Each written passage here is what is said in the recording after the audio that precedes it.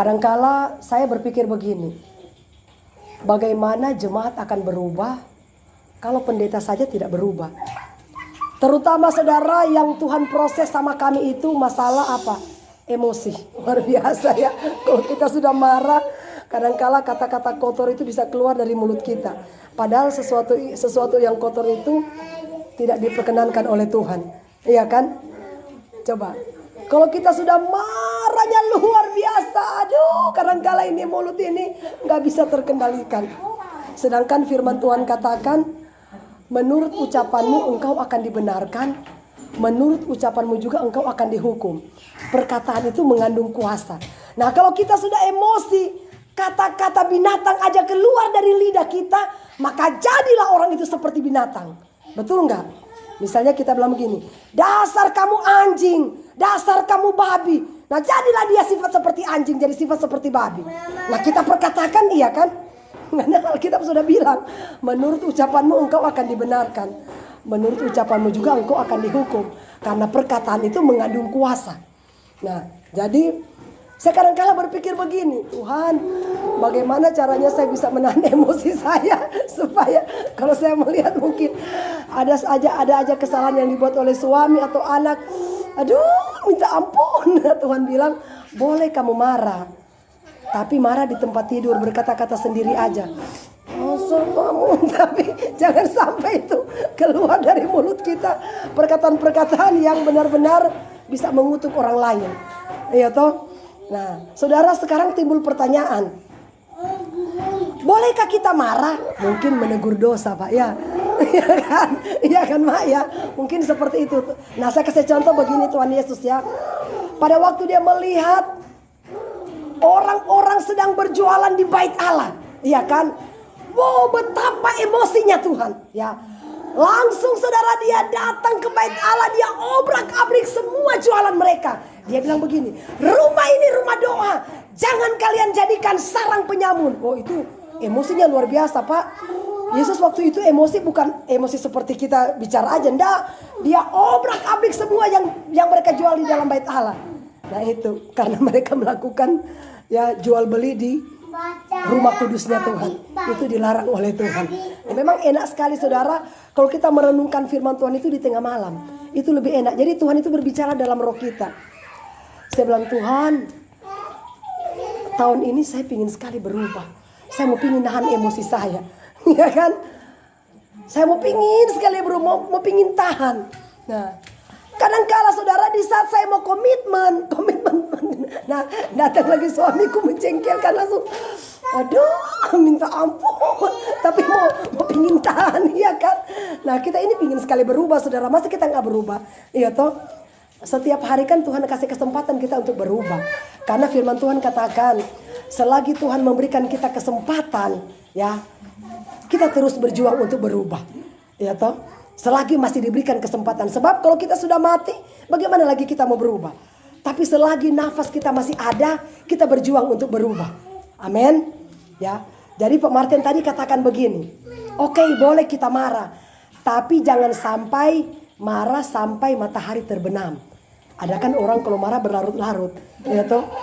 Berlarut-larut dia pendam. Aduh, minta ampun. Seperti saudara ada seorang ibu. Satu ketika dia berkelahi dengan suaminya. Waktu dia berkelahi, akhirnya mereka dua saudara sampai pisah rumah. Ya. Setelah pisah rumah, dia katakan, saya tidak akan pernah lagi mengampuni suamiku. Saya benci, saya dendam dengan suamiku. Apapun yang terjadi, saya tidak akan pernah mengampuni dia. Tiba-tiba, semenjak dia memperkatakan perkataan itu, Tuhan menghajar dia lewat sakit kanker. Saudara, saya kasih tahu ya, dendam itu bisa mendatangkan penyakit buat kita. Karena Alkitab katakan begini, doa Bapa kami ya, jikalau engkau tidak mau mengampuni orang yang bersalah kepada kamu, Tuhan juga tidak mau mengampuni kita. Berarti kalau kita menyimpan dendam terhadap sesama kita, Tuhan juga tidak akan pernah mengampuni kita. Nah, itu yang diajarkan oleh Tuhan. Jadi kita harus belajar mengampuni. Amin. Ya, jadi saudara, pada waktu ibu itu memperkatakan bahwa dia tidak mau lagi mengampuni suaminya, dia mulai timbul dendam. Akhirnya Tuhan mengizinkan dia mengalami penyakit kanker. Setelah dia mengalami penyakit kanker, saudara, sudah mau hampir mati, tiba-tiba panggil hamba Tuhan untuk doakan dia. Pada waktu hamba Tuhan datang doakan dia, tiba-tiba Tuhan berbicara kepada hamba Tuhan. Katakan kepada ibu itu, dia ada menyimpan dendam terhadap seseorang. Nah, tiba-tiba pendeta tanya, tiba-tiba dia katakan, iya betul Pak, saya memang dendam bertahun-tahun dengan suami saya. Saya tidak mau mengampuni dia, bahkan memaafkan dia. Nah, saudara, detik-detik terakhir ketika dia mau meninggal, pendeta katakan begini, pergi dulu ampuni suamimu, baru Tuhan melakukan mujizat buat kamu. Saudara, ketika itu, waktu pendeta mengatakan seperti itu, saudara, dia berusaha berjuang, ya, untuk dia mengesampingkan egonya. Ya, dia bilang, oke Pak Pendeta, saya mengampuni suamiku. Oke, kalau begitu saya akan panggil suamimu, untuk kamu harus minta maaf kepada suamimu, meskipun kamu merasa bahwa kamu itu benar. Akhirnya saudara, suaminya datang, dia minta ampun sama suaminya, mereka saling peluk-pelukan sambil tangis-tangisan di situ, saudara. Dan saat itu juga dia dipulihkan oleh Tuhan. Penyakitnya juga diangkat oleh Tuhan. Dan saat itu saudara, dia disembuhkan oleh Tuhan. Ketika dia mulai belajar mengampuni suaminya, akhirnya kesehatannya dipulihkan oleh Tuhan. Di situ dia sadar, ternyata kalau saya tidak mau mengampuni siapapun yang bersalah kepada kita, walaupun kita berdoa sambil menangis, mencucurkan air mata, Tuhan bilang, kalau kamu tidak mau mengampuni orang yang bersalah, Tuhan juga tidak mau mengampuni. Berarti kita berdoa menangis sampai air mata bercucur sampai berapa ember pun gak bakal Tuhan dengar. Karena kita tidak mau mengampuni orang yang bersalah kepada kita. Amin. Jadi tahun ini saudara, kalau ada kepahitan, kalau ada sesuatu hal yang menyakitkan hati kita, mari kita belajar terbuka. Ya kan? Belajar terbuka saja. Ya, firman Tuhan katakan lebih baik tegur nyata-nyata daripada kasih yang tersembunyi. Iya toh? Kita terbuka saja supaya plong hati. Iya kan? Supaya kita enak.